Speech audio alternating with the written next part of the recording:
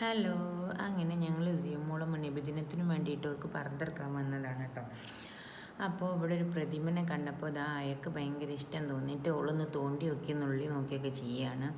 ഒക്കെ എന്തോ അതിന് കണ്ടപ്പോൾ ഭയങ്കര ഇഷ്ടമായിരിക്കണേ. അവൾക്ക് വേറെ ഏതെങ്കിലും ചെറിയ മക്കളാണെന്ന് തോന്നിയിട്ടേക്കും.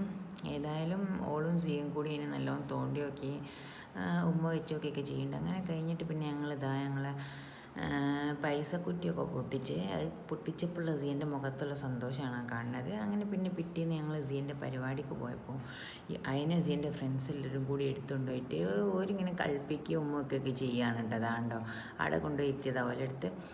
അങ്ങനെ പിന്നെ സിയൻ്റെ പ്രസംഗമൊക്കെ ഉണ്ടായിരുന്നു. പ്രസംഗവും ഖുർആനത്തും അതൊക്കെ കഴിഞ്ഞിട്ട് പിന്നെ ഞങ്ങളിതാ ഈ മദ്രസിൻ്റെ അടുത്തൊരു പുഴയുണ്ട്. അപ്പോൾ ജസ്റ്റ് ഒന്ന് അത് കാണാൻ വേണ്ടി ഇറങ്ങിയത്. എവിടെ പോയാലും ഞങ്ങൾക്കൊരു തെണ്ടൽ നിർബന്ധമായതുകൊണ്ട് മാത്രം പോയതാണ് കേട്ടോ.